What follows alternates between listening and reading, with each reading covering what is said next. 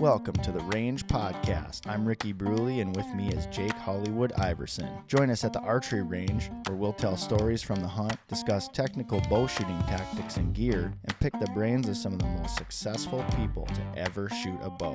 Whether you're about to shoot that X for the win or send an arrow at a trophy buck, this podcast is for you.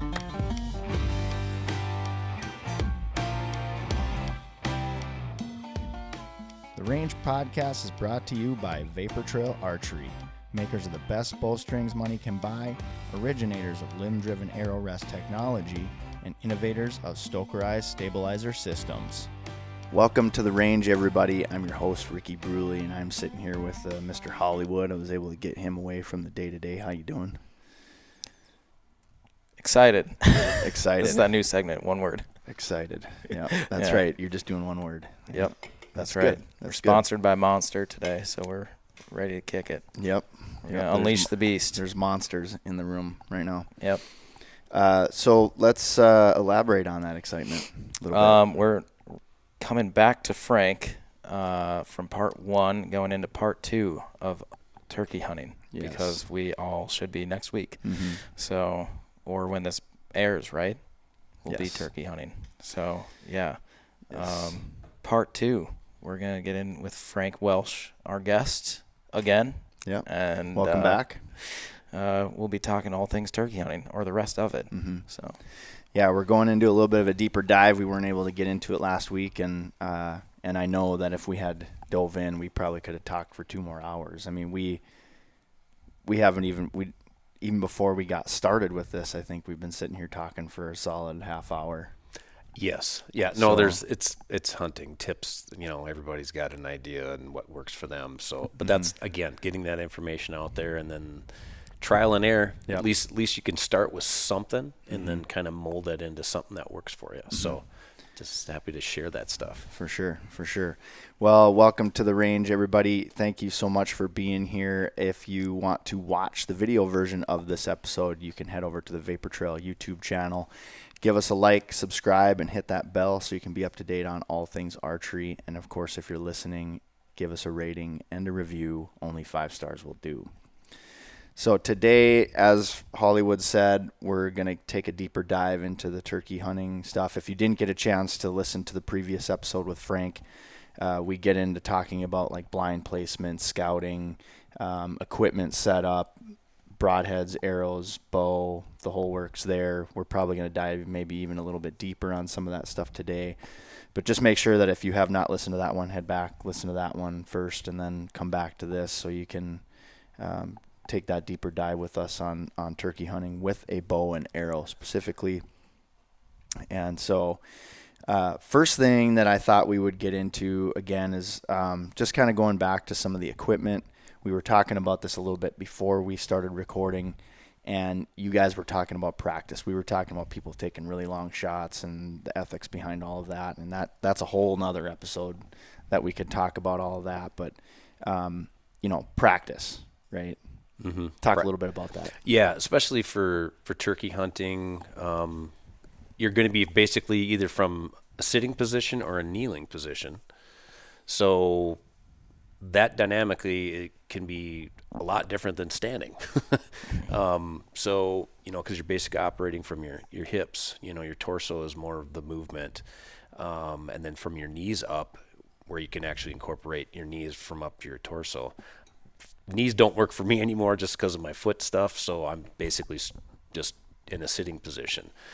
So, make sure that you can draw your bow cleanly from that position. Maybe, figure out like what type of a chair you're going to be sitting in, because that's important too. I definitely like a chair that has some sort of a swivel 360 all the way around. So if the bird's moving, I can just keep my body position in the correct position, because if you start to go out of that position, especially when I'm going forward, because normally I'm this way and I'm aiming that way. So if we start to go this way, your draw length can shrink, and now you're going to have issues with where your impact's going to be, and it's going to be a lot harder to hold your bow because you're creeping forward, you're getting off your let off, and then also to the opposite, you get where you're going to be starting to impact, coming across your chest.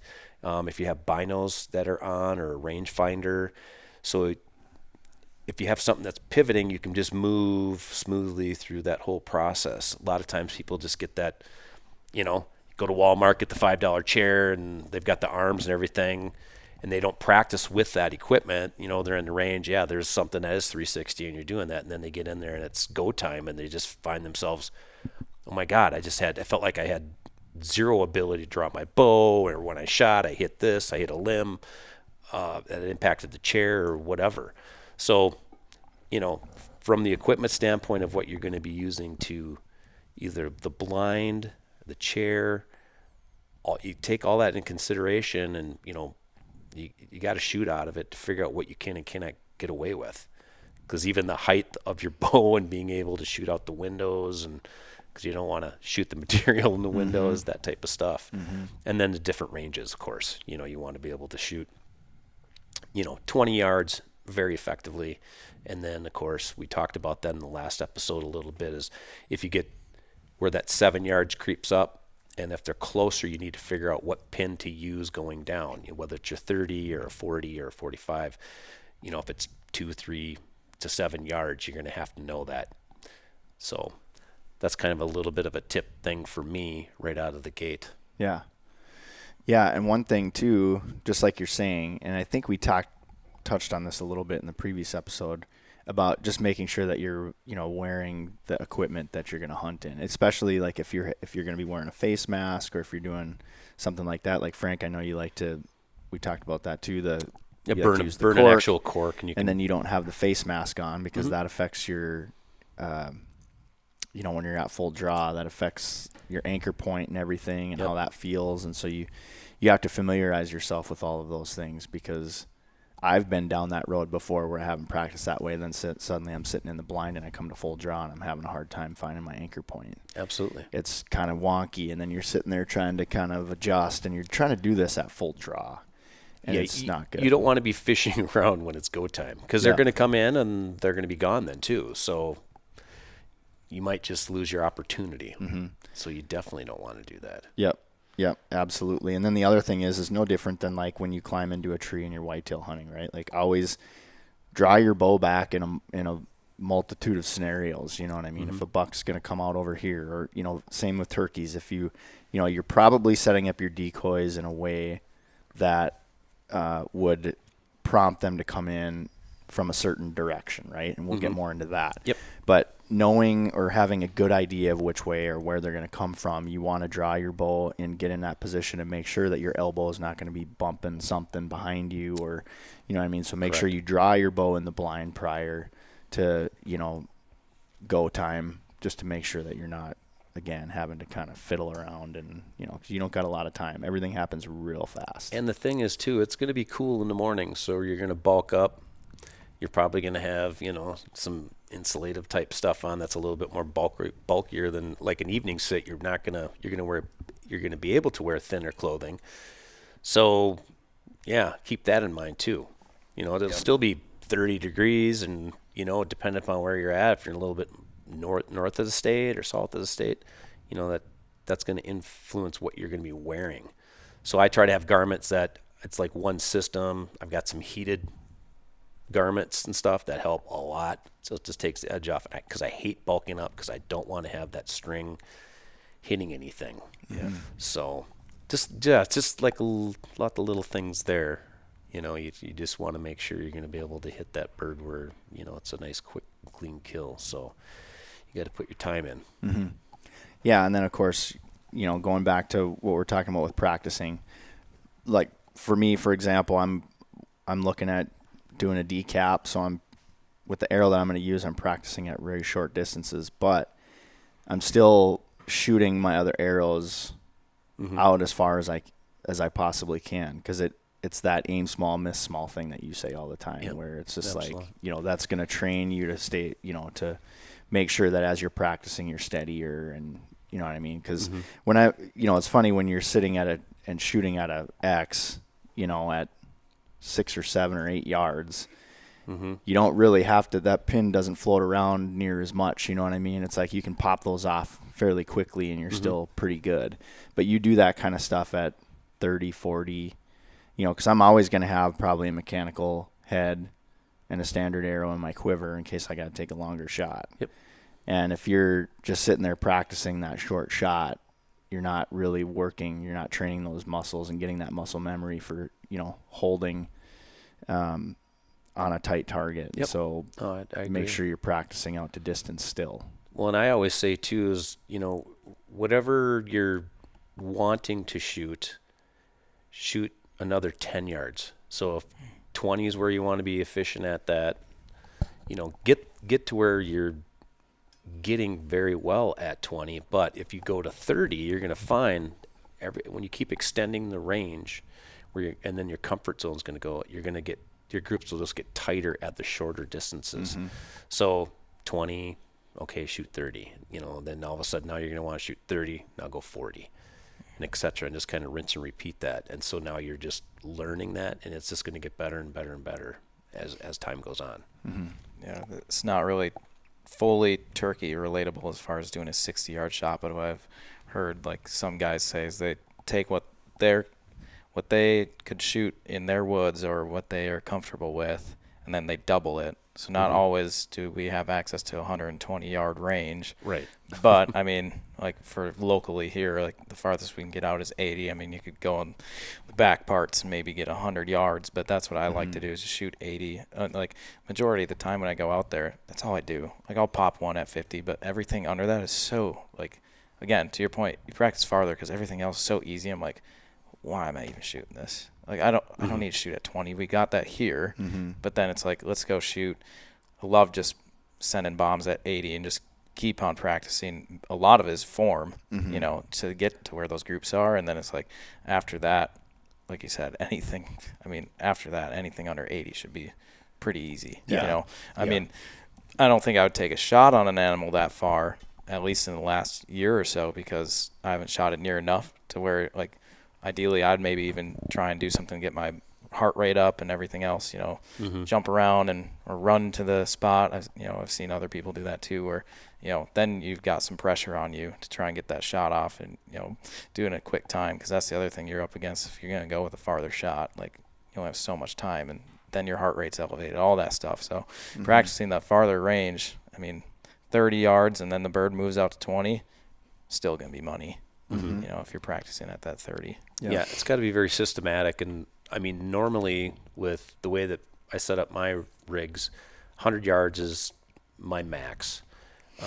Just for comfort, spacing, peep height, all of that, how it anchors, and my sight window, that lines up best for me. Other people can stretch it, you know, they're using more poundage or whatever. But again, you don't want to be fishing at any yardage. If you're fiddling around, it doesn't feel 100%, you just shouldn't be taking the shot at all. You shouldn't just back it down, you know, maybe. And it's good to figure out where your limitation is. You know, like for me, definitely 100 yards. That's my max. I mean, and right now, I definitely have not sent the arrows that I used to send, and that's what I'm trying to do too with my injury and stuff too. It's a lot of sitting, so again, that's a whole different thing. Yeah. So over time, I'll get it figured out again, but you know, it's a whole process. But then again, too, this is like I've backed my range way down, so which is fine. Yeah. That just means I got to get closer. Yeah. Yeah, and I mean, you know, we talk about equipment and we talk about all these things that make, you know, that help us be successful.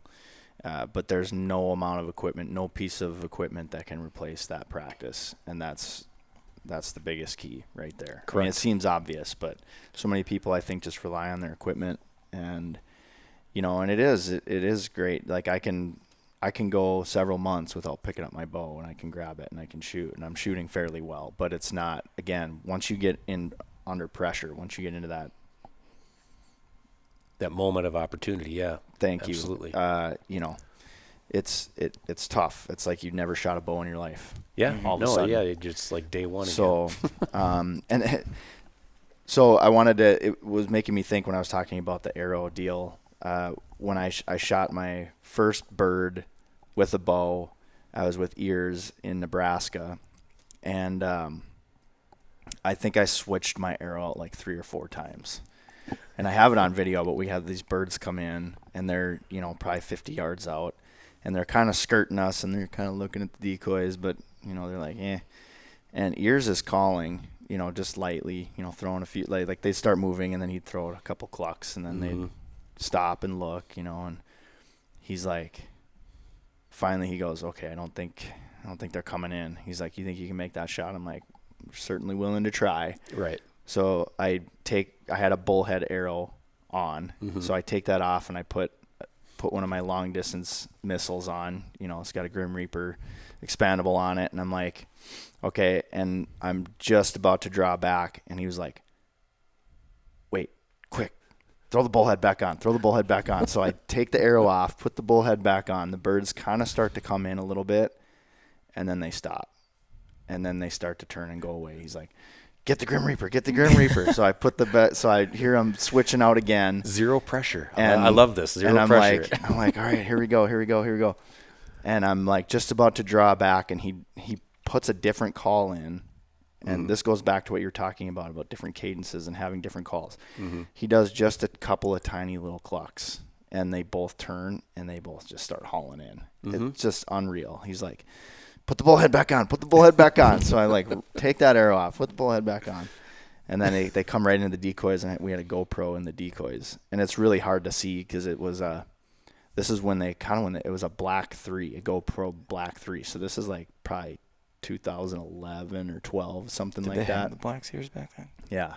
It wasn't okay. Yeah. It's the Hero. The super old, and it didn't have it just didn't have the frame rate on them back then, and it's still 1080 or whatever. But so it's really hard to see. But the bird comes in, and then that's the one that I shot, and the blade kind of went all the way down his neck or whatever, and he just takes off. But that was a pretty wild.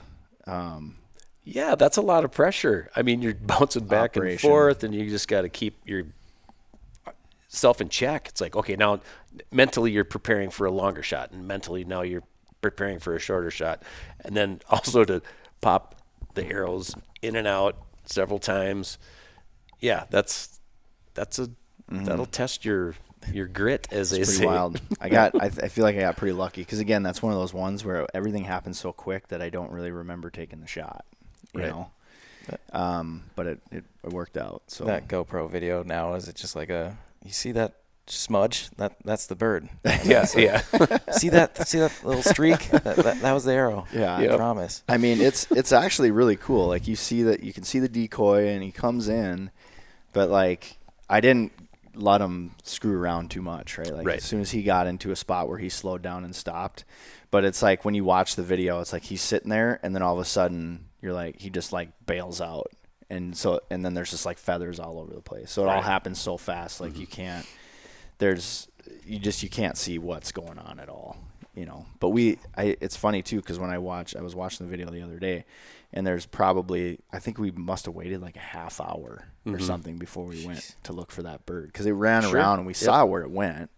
And it was up kind of behind some trees up on this hill, and we could hear some flopping around up there, but still didn't really know.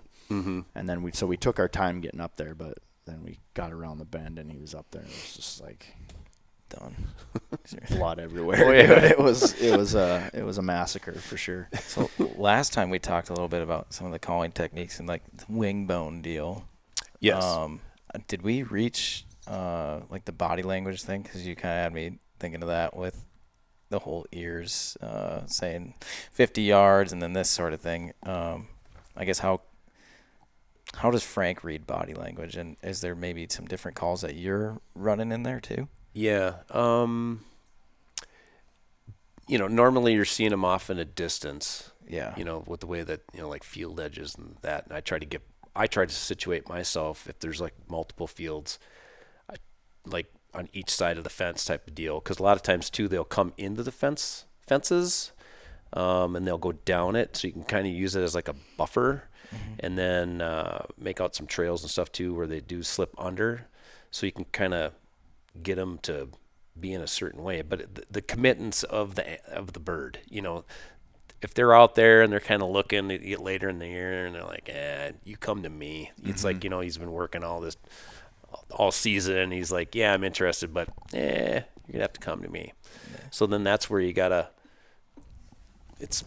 bouncing different calls, just some subtle putts and purrs, do the seduction thing, and then instead of calling directly at them, you can deflect the calling, turn opposite, call maybe out of the back of the blind a little bit, and that make it sound like it's moving around, or maybe there's another hen or there's a jake or something that's behind the blind, because then you can use that as a buffer too, like get them inquisitive, like looking like, oh my God, there's something, it's moving off, so you can actually kind of sound like you're moving away, and that's I'll even do that with deer hunting too, instead of just calling directly straight at you. Because then it's like, well, you're right there, I should be able to see you. Yep. It's like, no, I can deflect it and throw it, down a ridge or off of some place where they can't see. That might pull them in too. Mm-hmm. Or, if they're coming, I mean, geez, you're running, you putt per twice and it's coming Mach 5 at you. Well, you better get your bow. It's coming right in. Mm-hmm. He's going to hang up probably right in the set. Which, if you want to do one little putt as you're at full draw with your mouth, let them have it. Yeah. Or you got a diaphragm calling, you can do that as well. But yeah, it's interesting, and a lot of times too, it's all about the hen. If you see that they're locked up, they're coming, and definitely it's just like a buck locked up with a doe. He's going where she wants to go, so now you're not thinking about him. You want the hen to come into the decoy, and a lot of times you get like a dominant hen. They'll just flare off and they'll take the tom with them. Mm-hmm. So you're trying to almost intrude upon her area. So you listen to what she's doing. A lot of times if you call identical to what she's calling, if she's being vocal, that'll tick her off. Mm-hmm. I've had them come in so mad, and they'll come right into the set, and they'll even come up and start picking at the hen decoy. Mm-hmm. So, which is good, because now it just pulled Big Daddy in there, and you can make that happen. Mm-hmm. So those are just like kind of a few little things. And don't overcall. They know you're there. You're just listening too. If they're making some calls, pick up on what they're doing too for calls, so you can react, and maybe even know if you know what like pitch levels you have in your calls. That's something already. If there's some hens out there, try to mentally know which call kind of is in that same wheelhouse. So then grab that slate or that mouth call or even the box call. You can tone that down. But again, that's practice, mm-hmm. Practice, know your equipment, and see what you can get away with. Mm-hmm. And those are just a few little things that I'm processing the whole time. It's a recipe, and you're just listen to what the animal's doing visually. Okay, well, it's acting like this. Well, if you want to hang up out there, well, I'm going to feel like I'm moving around. I've even, if they move off and they've already seen the set, if I've got two birds in there, if they're out of sight, I'll go out and I'll take one decoy away and stick it on the backside of the blind, just throw it down or throw it in the blind with you. So now the next time, if you can get them to pull up and he sees one, it's like, oh, there were two, now there's one, so maybe this isn't, because you get those overhunted birds. Mm-hmm. You're right. They see you the same 3 days, and you're setting the decoys up the exact same every single day. Yeah. Well, they're kind of getting after, or been shot at by someone else. So they get kind of hip to what's going on. Mm-hmm. So you can kind of make that up, or pull both decoys, and then you're just calling. Now it's like, oh, well, they left, so now I need to come and check that out. So it's a great idea. I've never thought of that or heard anybody say anything about that. And I've even done that too, where you get some birds that have moved off. You can get out of the blind and then walk down maybe like 75 yards and start calling, and then start moving back to your blind or your setup, and then just call a little bit. So you're actually moving. Right. So you can call, and it's moving. It's mimicking a bird that's actually traveling. Mm-hmm. Yeah. And then they're probably more apt to look. Oh yeah, no, I've had them come in. I've had them moving away or whatnot. Yeah, because I've even had them where they did go off. That was in Nebraska, and I did that. Walked down a hedgerow and it was able to pull them back out, and they came right up in there, which was just fantastic. But yeah, just little things like that,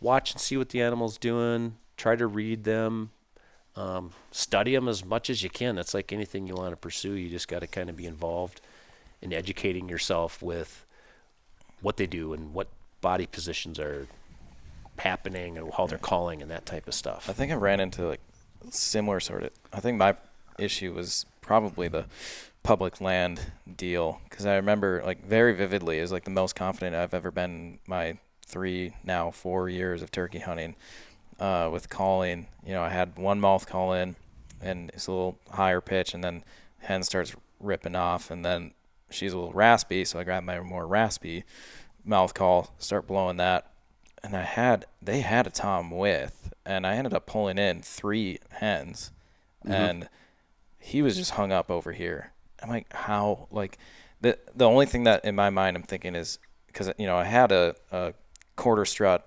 Jake, and another hen decoy, and now I've got 3 live ones right in the set, and it's like the only thing I can think is maybe it's just public land. Like, he knows that spot because I know that spot, and people hunt it really hard, and so I'm thinking maybe that could have been it. But it was cool because that hen did come in. She did everything you were saying, come in, start beating on that decoy. I'm like, sweet, that got her in, but never secured the deal. And I think it's just because, like, he was off, but he's right on that fence line of private and public, but that was 70 yards away in full brush. He was not coming. So I feel like that was just a scenario of maybe if I had private land, that I didn't hunt 24/7 and take pop shots at these things with some TSS loads, oh, you can shoot them at 100 yards. I think that was a little scare, or that was his scare, was just, if I go in there, that's public land and I'm gonna be dead. But yeah, I feel like those public land birds are a little, they've probably been educated a little bit. So educated in a few scenarios. And I was thinking about, you were talking about the calling stuff, and one thing that I've noticed too, and I remember this from a video when I first started getting into this, I watched this video from HS Struts called "So You Want to Be a Turkey Hunter." And I remember Ralph Cincerillo, or however, I don't know how you say your name, but Ralph he says if you're calling and you got a tom coming in, he's coming in because he's gobbling, and then you can hear it's getting closer and it's getting closer. He's like, shut up. He's like, that's one of the biggest mistakes people make, is they just keep hammering away. And it's like, just, if he's coming in, just let him come in. Don't do it. Yeah, and another thing is, too, if you get them hammering back, especially off the roost, it's like, okay, cool. So there's going to be that time when they fly down, and then if you call again and then they hammer, again, what's going to happen is they're going to start to travel. So they're walking through the leaves, and it's, that makes a lot of noise. So people will just keep, it's like, I got to call every single second. It's like, no, they're coming. Just back off the gas. Because then they might be hearing other things, or you might actually push a hen off, and then she's going to go with that hen. So yeah, if they're coming, just let them come, and that's actually really good advice. That if they've hammered and they're coming, and you can see, or either see them, or you just can hear them coming through the woods with them gobbling. Yeah, just wait. It'll happen. You don't want to overcall. And the birds that I usually have come into the decoys, they don't. It's like you'll hear them gobble, and maybe they're, I don't even know. I'm not the best at judging this, but maybe still 100 yards out yet. And then you might not even hear another gobble. it's crazy. But you're just sitting there waiting, and the next thing you know, he's on top of you. Yep. You know what I mean? So again, like you said, you could, if you're sitting there and you're overcalling, it might, draw him off, or something might not seem right. Maybe the pitch that you're calling at, or something doesn't seem right, or whatever. And then the other thing too that I was thinking about is I've been able to get a few toms fired up by cutting them off, like when they gobble, and then just hit the call like before they can even finish their gobble. And there's something about that sometimes that will prompt them to come through. Dominancy thing. Are you running, like, when you cut them off, you're cutting with a hen call? Or are you going to use, okay. Just clarification there. Yeah. And I've been successful with that a couple of times, you know. Sam but then has taught me that too. But then I've been in situations where they'll come in, and then again they kind of hang up, you know, late season or whatever it might be. As soon as they get the visual of the decoy, and then they're just like, okay, and then they just sit out there and they strut because they're just like, well, I'm over here, I'm doing my thing, I'm not coming over there. And even sometimes, like some of the smallest things, like you know, they say a lot of times you want to try to avoid, like if you know where they're roosting, based on where you're setting up, you want to try to avoid any barriers that may stop them from coming in, whether that be a creek or a fence line or something like that. Mm-hmm. And it's funny how sometimes they'll just hang up on that fence line. Yep. And they're not coming. They're not going to do it. They're like, you come over here, I'm not going through that fence. That's how my first year was. We had Sam, when he was bringing me out, as a electric fence on a horse pasture, and just ran this way. We're set up on this side, and it's exactly what it was. They're just dancing around on this side. And I talked to Sam. I'm like, this is when I was practicing a lot and shooting a lot. I'm like, do I rip an 80-yard shot? And he's like, I mean, if you think. And I drew back, and I had that pin right on him. And I started looking at the other pins and roughly where I think that apex was going to be. Mm-hmm. I'm like, that thing has to make it just under the tape to hit there. And I ended up just letting down because I'm like, I'm squeezing a fence shot and at 80 yards on a freaking turkey. Then to win, yeah. And so then we switch sides of the field, you know, the next time. Of course, they're on this side. Same thing. They just dance around that fence. I'm like, you gotta be kidding me. Like, I've seen you 2 other times crossing fences, but the times when we have the toms there will not come through. It's just like, oh my God, it's so funny how something they cross every day, something in the air where they just don't do it. Another one I've had, and I don't know, maybe Frank's had it. I heard it last year. Some of these blinds, they have that. We were talking last week about the see-through blinds. Mm-hmm. And I guess, you know, they do have a little bit of a sheen to them. Mm-hmm. And a guy last year was using that blind religiously. He just loves that blind. No birds come in. He got rid of that blind, like just put it away, pulled up a, you know, fully normal blind, can't see through it, a little rougher material, and all of a sudden birds were coming. Killed 3 times after that because he's bringing out kids.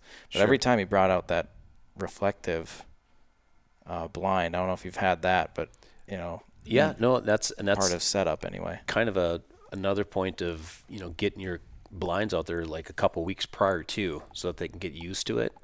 That helps. He could probably maybe take some fabric paint and stuff, try to knock that down a little bit. Yeah. Put that on there because some of that material it's super amount of sheen. It just refracts the light off there. It's just like you can see it from a mile away. Or what you could do too is, you know, get some brush or get some like camouflage netting and put that over it to help dull it down. Or there's other things to do because you paid a couple $100 for the blind. You can't use it. That's a bummer. Mm-hmm. So, but he could try some stuff like that. Maybe brushing it in or try to keep it more tucked in the shadows. And that'll help. Mm-hmm. Maybe this isn't if available strategy related, but what are your guys' thoughts on the blaze orange? Now in Minnesota, you have to have a blaze orange top. I believe it's blaze orange top, or you have to have wall panels on each side. Blaze orange. Do you think that'll affect the bird, or do you think more of that comes up to just set it out a week or two beforehand if you're not on public, and maybe they'll get used to it? I think. Well, but if you're not in public, you won't need it, right? So yeah, true. My bad. I don't. I mean, I don't. I think it's just more of a minor inconvenience. I couldn't say based on experience because I've never had to do it. I mean, I get it. You know, you want to be safe, right? There are shotgun hunters out there, so you don't, necessarily want to. But then at the same time, well, I'm trying to think we've always worn blaze when I'm out with my buddy Travis, when we hunt on public grounds. So, yeah, I think it's just more of a minor inconvenience more than anything, in my opinion. But so that's the blaze orange thing. That's when you're hunting, you need to have that out on public land. Okay. Yep. I mean, definitely safety. I mean, there's Carlos Xavier. There's lots of stories there, throughout the years that it can be kind of sketchy because people just are getting a little too excited. It's like they picked everything up the day before and they're heading out in the woods and they're, kind of going out there willy-nilly and some things can happen. So, yeah, safety is a big thing. I guess I don't know what turkeys can see for colors. I don't know. So I don't know if it would affect them or not.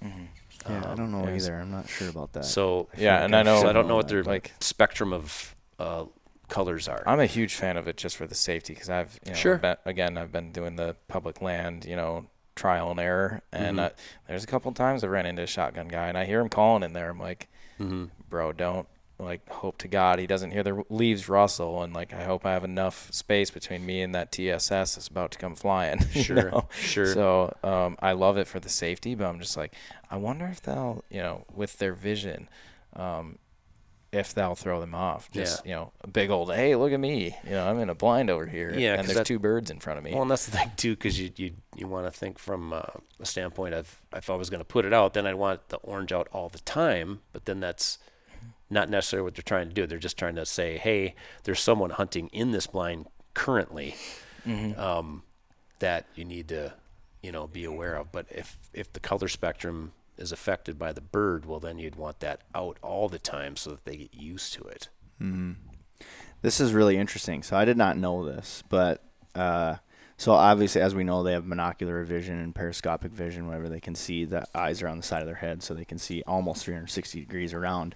With just a slight turn of their head, their vision is 3 times sharper than a human with 20/20 vision. Yep. And color, they can see all colors, including UV light. I didn't know that. There you go. But this is according to Meat Eater Hunting, it says. Turkeys can see ultraviolet light, which can make brightly colored or UV brightened objects appear very visible to them. I didn't know that. Yep, and you stick out like a sore thumb. And So- UV is so more put the relevant. tide away.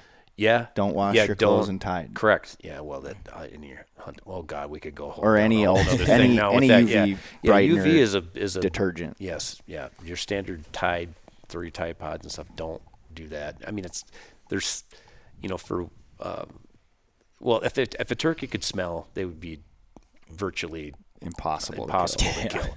So for whitetail and other animals that you're hunting, you don't want the smell of the Tide spring whatever, because that will definitely deter any type of animals coming by as well. But yeah, the UV that throws brighteners in there. It's early. It's your early morning, late afternoon. That's magic time basically when things are moving. But that's when you're going to be more visible with the UV. Cloudy days too. That's definitely will be cloudy.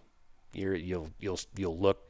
I think it's like a blue almost. Yeah. Light. You'll be glowing in the woods. That's so wild. You don't want that. Yeah, it says that they have enhanced color vision, including 7 different types of photoreceptors in their retina. Yeah, I didn't know that. I knew that their sight was very acute and all those kinds of things, but I never really looked into what they see on the color spectrum. So that getting back to hey, when I'm hunting in the blind, I have to throw my blaze orange out. They're going to see that immediately. They're going to see something different. Yeah, and so now, I mean, who knows? I mean, this first 2 years, because I think put that in effect last year, maybe birds are dumb to it because they hadn't seen it in the prior years. And I was just curious, not to sidestep, our strategies and everything for turkey hunting, but I was just curious what your guys' thoughts were on the blaze orange. That's a very good point, because there's a lot of people that do public. So they're going to be in that scenario, and they might be going, success factor. I can never get a bird in. Well, this could be one of the reasons why. When you're there, you're throwing that orange out, which is good for safety. But then now the bird's going, I've been going by here for months, and now, or I'm used to the blind. This 2 weeks, I got used to that, but now you're throwing this new thing at them that they have to. And if they can actually see full-on blaze orange along with the UV, just put a big old flag out there, man. There's just a lot. Yeah, it's a lot of disruptors for them, because that's just something they're not normally seeing. Right. Yeah. Right. So we talked a little bit about some mistakes, right? Like don't overcall. Be careful about if the bird's coming in, shut up, let them come in. What other, have you run into any personal things that have had mistakes where you're like, man, I wish I would have done that differently? Or is there any common mistakes that you know of that bow hunters often make that affects their success with turkey hunting? I think pounding the same spot And that's another thing too is, and then setting up the exact same way every day with your decoys and calling the exact same way, using the exact same call, so that's why, again, it's nice. I mean, I have a plethora of calls, so I'm always bouncing around. So I'm sounding new or different or trying to, mimic what they're doing. So, mix it up. Use one decoy, use two decoys. Don't use any decoys. I got a couple buddies that they kill their birds. They don't even set up a decoy. They'll call, and very sparingly. They just want them to come in and look. So then they're coming through and searching. Every morning or every evening, or maybe mix up that, or hopefully you have a couple locations set up so you can bounce around a little bit. Yeah. Because that's like anything, you can burn it out. Birds get educated. They're not completely stupid. Right. And Tom gets older for a reason. They learn from things. It's like any other critter out there. If they're exposed to a traumatic experience, they're going to learn something from it. Yep. And they're going to shy away from that type of scenario. So, I think there's just kind of those things that I threw out there that can be, indicators, and that's where you just got to keep going through your head. What am I doing, or why am I not seeing them, or if they've changed their feeding pattern, they're not there. Well, you need to move. Yeah, you need to pack up and hit a new spot. That's the hardest thing, I think, for me, and probably a lot of people, the patience of it, because many times I'd go out in the morning with whether it's Sam, myself, or whatever, and Sam kind of taught me that too, where like the burnout of a spot, like in the morning they were there, let's just go back in the evening. Well, if you cut off the route to their roost, and maybe they get too close and you can't shoot them yet, they'll keep track of it. Okay, not going back there, but it's so hard because this morning they were all fired up. I want to go back so bad, but almost every time, he'd always just say, no, we're going to a different spot. But I think it is a good call to just, to switch it up. Like don't put all your eggs in that one basket. Have your different locations, like you're saying, and just as tempting as it is, switch it up. Try a totally different side of the field, because who knows, they might have moved during the day, and I don't know.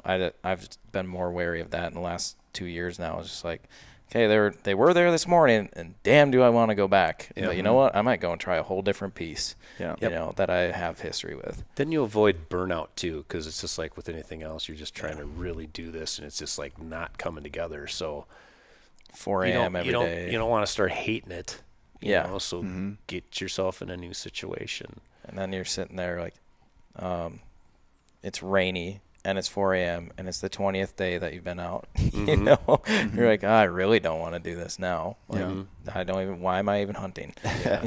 Yeah, we talked about it a little bit earlier, but another one would be, probably just not practicing enough, or practicing in the scenario that you're going to be hunting in. That's probably another big one. Hollywood, I know he can attest to this. Another big mistake that I know I've made multiple times, and I still never learned this, is make sure you got your thermocell with you or some sort of bug spray, because you'll be sitting in there swatting mosquitoes like you. Yeah, you start slipping into May. And if we get some good weather, it can get a little ugly depending upon where you're at, especially if you're by any type of marsh areas, because they do like to go down on those edges and pick, and there's insects and all that stuff that start popping up. So, and of course, the frogs they'll be going crazy too, which is cool to hear in the morning, especially in the evenings. But those ticks and mosquitoes, man. Yeah, yuck. Oof, they'll drive you nuts. They will literally drive you insane. And I've never been in a situation where I've had to be at full draw for an extended period of time with all those mosquitoes, but I can't even imagine, right? Like you're trying to focus and you're getting zapped. Oh yeah, that's all over the place. My second year or third year, when I went out to whose spot, and I forgot the thermocell. Man, I just sat in that blind, and I had the Vapor Trail hoodie on with the strings, and I had that thing cinched. And I sat there with my hands in the pouch in the middle, and I didn't even move. I knew they were out there, but I'm like, I'm not even looking, man. Like, it was just torture, and just a little bit of my face that was open. It was just hell. And then thankfully I didn't have to be at full draw, because I that's where I like thought I heard something. I like look out. I'm like, oh my God! Like, here I am scrambling for a release, pull up, done. Like, just that quick. I'm like, okay, I'm running so fast back to the forerunner to get some freaking mosquito spray. We have some serious like mutant mosquitoes up here that have like a 2-inch proboscis, I swear. Like, they'll get you through like 4 layers. Yeah. You're like, how is this happening? I have hybrid mosquitoes. Yeah. It's like they have a hummingbird like beak. Yeah. Like, you just feel it all the way through. Getting right through it. Oh, it's terrible. Yeah, that can be the worst. Armor. Thermacell, big mistake if you forget it. Yeah, don't do that. So we're going to pivot to another big topic that's somewhat debatable as well, but weather conditions. Mm-hmm. What are your favorite weather conditions? What are the kind of ones where is there ever a situation where you're just like, the weather's not my favorite, I'm not going out?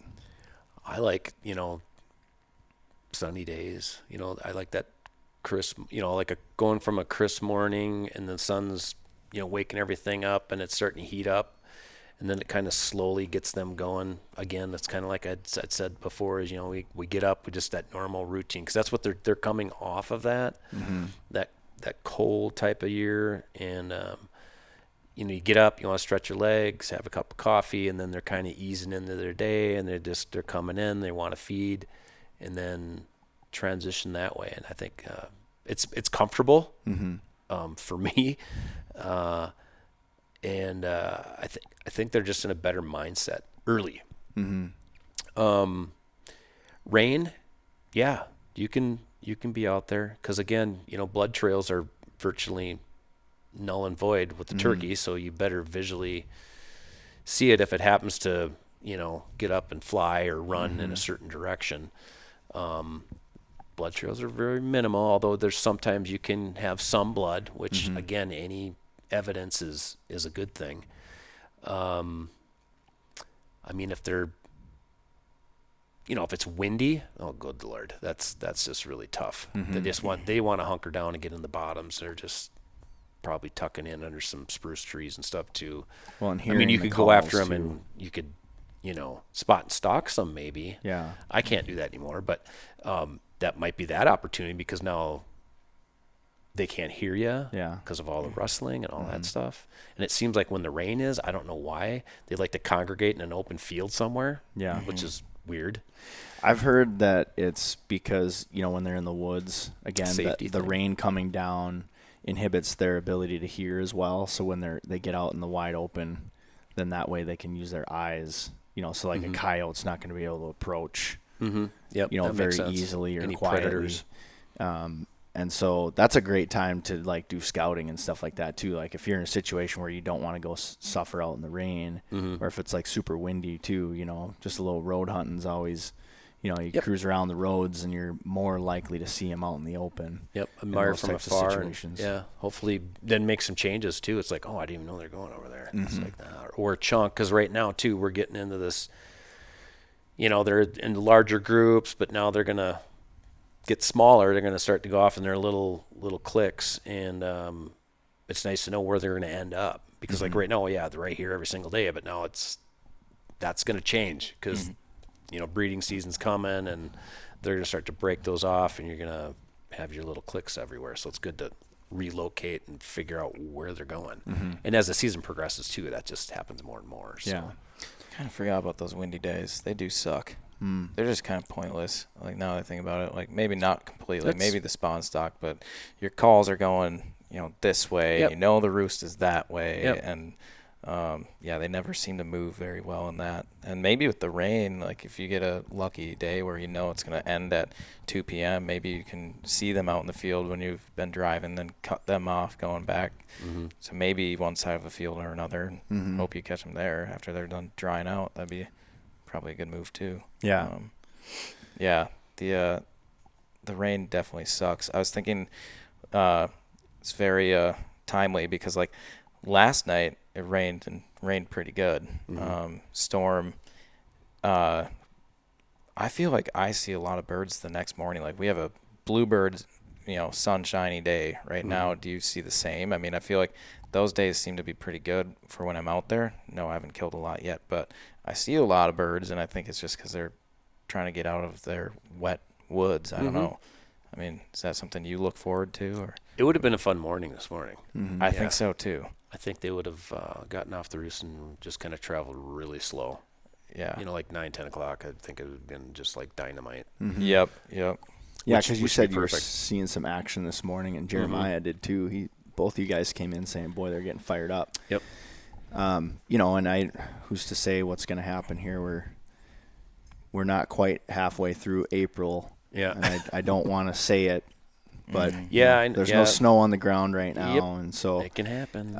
so that early Minnesota. season hunting is going to probably be pretty good, because it's the 16th that opens Next Wednesday. So next Wednesday, and then my first day out will be that following Monday, the day after Easter. But yeah, I think to your point, they're just like any other creature on the planet, where it's just like, spirits are going to be up a little bit better when the weather's nice, and you know what I mean. You're tired of hunkering down, in a group, everybody as a sentry watching out, for the predators and making sure you're not going to get whacked, and you know what I mean. It's just like sunshiny day, Disney, Bambi opening, and just this wonderful mythical event that's going to transpire. Right to script. Well, and the other thing too with rain is, anytime somebody kills a bird in the rain, it's like that hero shot. The thing looks They're like horrible. a wet rat. I feel so bad for peeps. It's like, oh. But Frank, you got a good technique. Usually, you get them home, you hit them with a hairdryer, right? Yep. Just keep hitting them with the hairdryer and try to get it to look presentable again, because it looks like a drowned rat. I mean, it's just. I mean, you gotta dry it out anyways. You know, if you want to make a plaque out of it, or if you want to give it to someone that ties flies or does some artsy type stuff with that too. So, but yeah, that can just look horrible. There was some that was posted, some friends, and I'm like, oh man, I feel bad. I mean, they doubled up, but it just. Both of them, it's like, oh. Yeah, they look terrible. Yeah, and sometimes you don't have the opportunity. They might have been. I think they were on a guided type of deal, so that didn't have the ability to have that stuff there to dry it out to get the pictures and stuff. It's like, oh man, nice birds. You can't take that away from it. That's great that you stuck it out there. I don't remember the importance of it. Maybe it's just the fact that he shot another one with a bow, but Damon, he has that one bird he smoked, and it flew off and landed right into a creek. And it's like a photo of him right after he gets it from the creek. It's like, that thing's ugly as hell, man. I'm so sorry you shot that. Oh, that's terrible. Oh, man.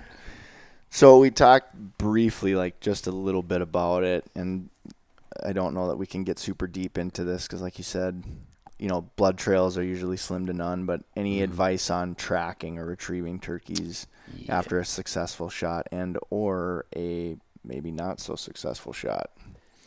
Yeah. Immediately, well, hopefully you have a drop right there, right at the decoy. I mean, that's like awesome. But now if it runs off, that's better than flying off.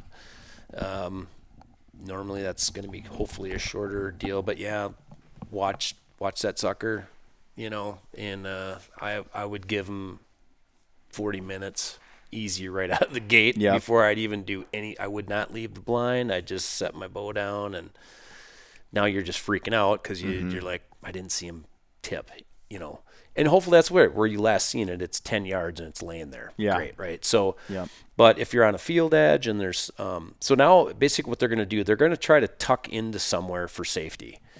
So whether it's you're on a hedgerow or edge of a field where there's tall grasses, a lot of times they'll tuck into a berm, or if they make it into the woods, they'll go into a pile of brush.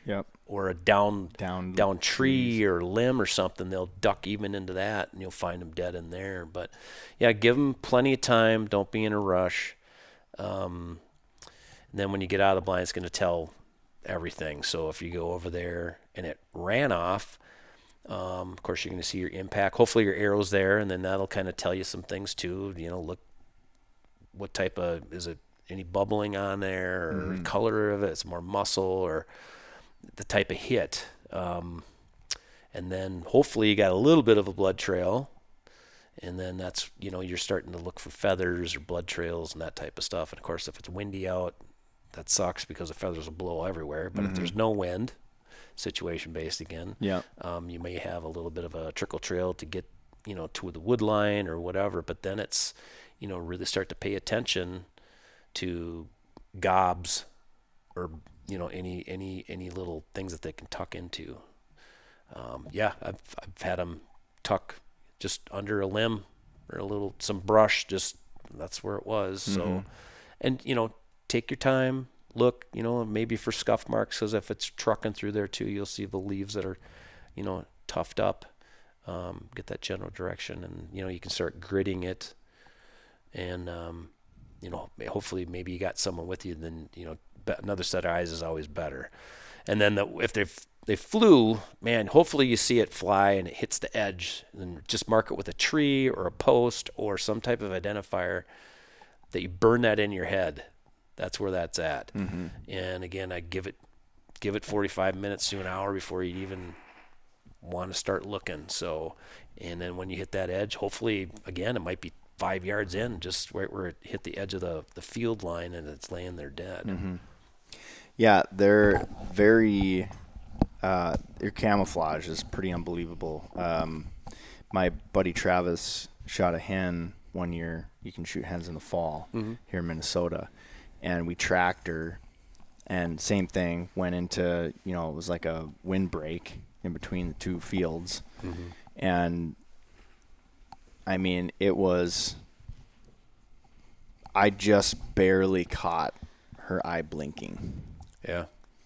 Otherwise, probably never would have. I mean, I was like staring at that spot forever when I saw that movement, but I still couldn't make out a bird until then. I really started to, peer in on it and started to basically be able to see the shape of her head and everything. And it was just like unbelievable how well they blend in. Oh, yeah. So that's the thing. You really got to go slow, take it slow, and just keep your eyes peeled. Like you said, that's great advice. Have a couple sets of eyes if you can, because they will just hunker down. I mean, I was probably only 5 feet from her, but she wasn't going to go anywhere. But so then it was like, okay, let's bring the shotgun over and done. But yeah, so that's great advice. I like that. That's really good advice. Especially out west, you get, it's a little, I'd say, Nebraska, where we used to hunt there's a lot of pasture and then crops. So you had very limited amounts of areas that they could tuck into, but it's amazing how hard it was to find. You really had to spend the time. It's if you can get lucky and you hit it and it goes off and dies in the field, well, you big lump in the field. That's like the best case scenario. But yeah, but it's even amazing, like even as open it is out west in Nebraska there that we're at, you just had to. There's still spots they can slip into, and they just right appear, and you're going, oh. But you find them, you're going, I walked by them 5 times. Yeah. They turn into a log. Yeah. It's crazy. Yep. One of my birds did that, hid right underneath a bunch of brush that fell over, and I'm like, man, if I to your guys' point, if I didn't go slow, like, probably would just walk right by. No way, because that was the first one I shot, just road runner straight to the woods. It's like, oh, great. Couldn't fly, but yeah, camo was just insane. Yeah, because it's amazing. I mean, they're beautiful birds, and there's a lot of iridescent colors there, especially when they're coming in a their full strut, and the light's hitting them. But yeah, they can tuck into a shadow spot or just into some brush. Yeah, they can disappear real quick. Yes, they can. So we don't really need to get too deep into this, but I figure we should just talk about it a little bit, especially for anybody who's new, is safety and ethics. I think, it all kind of goes without saying, but as far as, safety goes, I think, you always just want to know what's on the other side of your shot. Personal safety too, when it comes to like broadheads and stuff like that. You always want to be careful as far as like how you're handling, your arrows, especially in a blind too. Sometimes you're in tight quarters, and if you got a couple other guys in there, definitely Absolutely, want to be careful. yeah. Be very mindful. And ethics, it's you owe it to the animal to make the best shot possible. So, do your due diligence and practicing and knowing your equipment and knowing the anatomy of the birds. There's some great information out there for shot placement where they have diagrams, in a 360 type format, so you can see it, where things align and, in a normal position or a strutting position or a half strut, that starts to move. You don't see that the body line changes immensely with turkeys. So, know where to put the shot, and, don't take the shot if it's not there.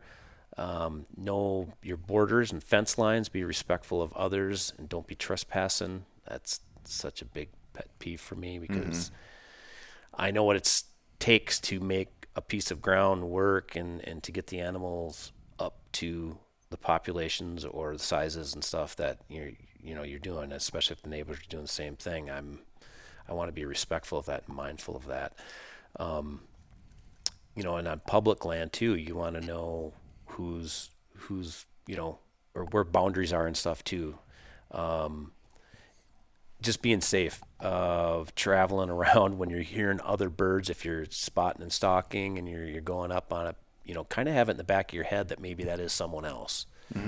So make sure that you're seeing everything that you need to see, because it could actually be someone else and they have a setup, and it's exciting. I mean, it's hunting, and you will come across other people in the woods. I've done that as well.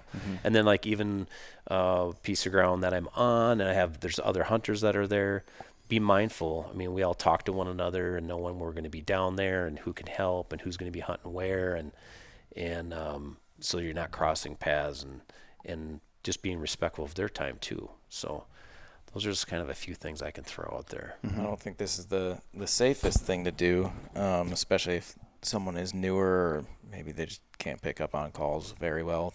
I've been pretty blessed to be around people that brought me to some good spots where I can know what a real bird sounds like. But like the one guy that came in with a shotgun on public land late, like he actually did sound like a bird on the one call. So I gave it just one little, cluck back, just a hen call, and that second call he threw out, I instantly heard it. I was like, oh dude, that's another call. Like right away. And I knew it was the shotgun guy I've ran into out there in previous times. Right on. And as soon as I heard that, like you were saying with the spot and stock, like you might think you're coming up on a bird. Thankfully this guy is not as good of a caller.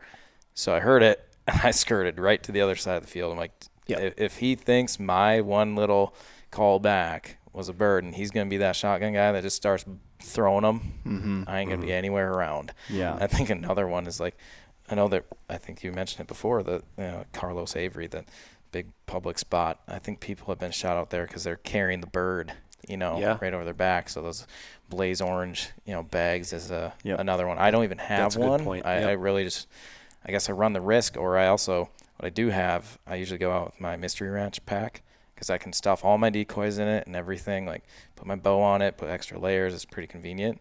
But my plan is, if I'm ever successful on public land, I'll just stuff the bird in there. Right. Then you can't even see it. Then it's out of question, and just play the rest of common sense and safety after that. So I think those bird bags are a good idea too. I just shake my head though at that. I mean, it's on the flip side of that. If you're hunting and you see a turkey floating by upside down with its head flopping around, don't shoot it. But yes, we do have to be cautious of those kinds of things, unfortunately. And so that's an excellent point. Make sure that your bird is covered up, when you're carrying it out. Yeah, and even if you got your like a backpack too, or you can pull out the orange deal or put it in your backpack. Even a blind bag. Just a swath of blaze orange something. Yeah. Or if you got an old vest, just Yeah. put it around the bird. Yeah, I don't care. You can wash it. Yeah. Yeah. I've thought worst case, just throw it in the blind bag. I'll carry the freaking blind by hand. Yeah. You know, whatever. It's easy for me because I just get on my e-bike and then Yeah, you private land guys. shove it in my little pouch in the back. And I do have private land. It's just our private land. I mean, the birds, we're in the middle of a state park. They have thousands. They're so inconsistent. So I don't even touch our private land. There might be a bird that comes through, but it's every other 10 days. You know, there's not even a rhyme or reason. So, Well, if you in public land too, or even some private stuff and sometimes that happens, like you think you're the only one out there, and then there's another truck, you know, and then maybe they got permission that, you know, that was unbeknownst to you, but leave your phone number and contact information. Just say, hey, you know, please, you know, give me a call. I'm hunting out here too, and just, you know, whatever, something short and brief. But then you can at least have a conversation saying, oh, I didn't know that you were hunting. You know, what days do you think you're going to be, just so I can be out of your way, and vice versa. So I think that's a great one too. Like if I've been lucky enough before, and if anyone else is, to catch that person in the parking lot, I just tell them, hey, you know, this is my plan. What's your plan? And then, you know, if they've already been there or whatever, I've been kind enough before, like, okay, yeah, you take that spot. I'll just go over here and try it, you know, and just kind of almost a teamwork sort of thing. And in the end, it's just so we're not shooting each other. Well, and out west too, I've come across that, and you come across other hunters, more so like on the mule deer side of things. But I was turkey hunting out there too. They roll up, have a conversation. They're like, "Oh, I'll just go down and I'll hunt down this other section because there are, you know, more vast areas to hunt." So either like, yeah, I'll bounce, or we can split it. You can hunt this area and that area, and just come to some sort of agreement so you're being safe. So it's good to have the conversation, and you might learn a little bit more about the properties or some other areas that you could even hunt that you didn't even know you could. So Yeah, and you'd mentioned, you know, making sure you're having ethical shots and respecting the animal, and, you know, definitely want to respect wildlife and nature as well. You know, of course, that encompasses a lot of different things. You know, all the way from, you know, honoring the animal by you know, cleaning them up, getting a good hero shot with it, you know, which in some cases is difficult, but you know, again, and then also, you know, nowadays too with social media, I mean, it just blows my mind, but there's people that are like abusing animals, you know, deer, like kicking them around and doing, you know what I mean? Like just stuff like that, just not necessary. It's sad that I have to say it, but you know, just respect the wildlife, nature, clean up your trash. You know, a lot of guys like to sit in a blind and, you know, you're eating snacks in there, and, you know, you're leave it better than what you found it. Exactly. The old saying. I'm going to go way back. That's a mistake. I never bring snacks. So everyone, hopefully got this far, bring snacks every time. I'll be hunting with another guy, and here's Charles just ripping snacks out. I'm like, damn, because usually I skip morning. You know, like I don't eat till usually like 1 o'clock, and well, when you're sitting out there, you've already been up since 4, 3, you know, 2 in the morning. It's like, man, you start getting hungry, and you're shivering a little bit, swatting mosquitoes, you're just breaking a sweat from killing them. Bring snacks. Have some water with you too. That's good to be hydrated. Bring snacks and water, but pick it up. Yes. What you need to do is go to Instagram, go to Sam Soholt's page, and like everything that he does, so that he frequents your algorithm, so that you're always reminded to never go snackless. You know what? Dude, Hashtag never go snackless. Sam has one of the biggest pro tips I've yet to do, and now that you said that, I'm going to do it. Flipping 30-ounce Yeti. Biscuits and gravy. Oh, I didn't even see that one. What? Maybe it wasn't him. He might have reposted it. Someone stuffed a whole Yeti full of, dang it, what are they called? The pizza things. Hot Pockets or pizza rolls? Pizza rolls. They stuffed the whole thing full of pizza rolls. Oh, see, that's like, different. That looks so good. Like that's just pretty cracking the seal on a Yeti, and you just get that whiff of a pizza roll. Oh man, I could crush a whole thing of those. I think the other thing too that he does is he takes like a Mountain House biscuits and gravy, pour it into your Yeti, That's and then brilliant. Fill it with water. seal it up, throw it in your pack. By the time it sits in there and you pop it. Well, open with these breakfast. early seasons, I've done this. I'll have my little buddy heater, for the early mornings, so it gets a little Frank's bit cool. bougie like that. You actually can pop the gridding off. I bent it, so you can flip it, and it's a little shelf. So if you got some Pop-Tarts, you just throw them on there. You can heat up, and in a sandwich too. You can actually heat that up there. Turkeys can't smell it. I love that. Luke may have seen this. He seems to be more into like the ice fishing stuff, but some of the people have made like aftermarket mods on the Mr. Buddy heaters where you can put like a little grill on it, and you can just that's how you warm your I food actually up. have one of those as well. So, but I've actually rigged it where you can I bent it and it works up on each one of them. It's just like when I used to be able to sit for 12 hours in a blind, we'd have little meals. It was really neat. Didn't never skip the. I'm gonna use the Sam Soul Yeti method because usually, usually I'm pounding public ground, so I'm a little far from home to be snacking. Yeah. And it's so nice too, because if it's in the morning or something, it's still cool out. You just pop a couple of those in your mouth, like, ooh, this is pretty sweet. Pour it down your clothes, warm your whole body You're up. warming up your core so you don't get hypothermia. Yeah. Cool.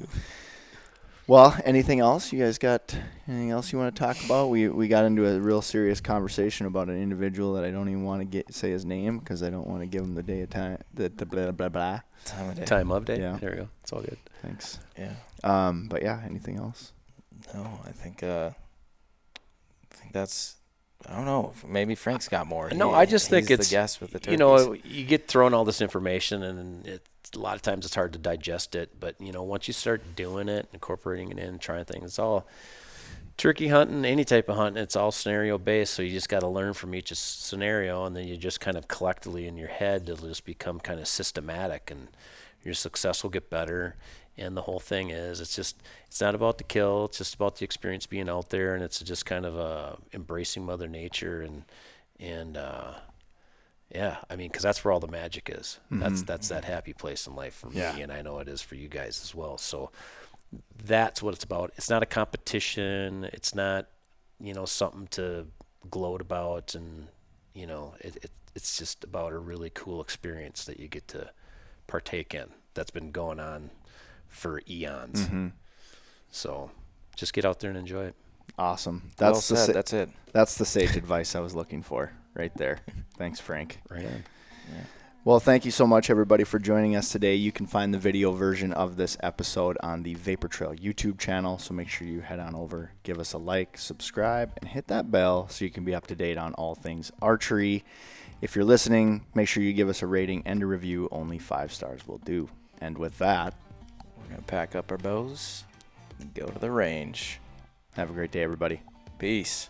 Vapor Trail is now offering an exclusive discount to the Range Podcast listeners. Enter promo code TRP15, that's TRP15, at checkout for 15% off VTX bowstrings and Vapor Trail and Stokerized branded t-shirts, hats, and other gear.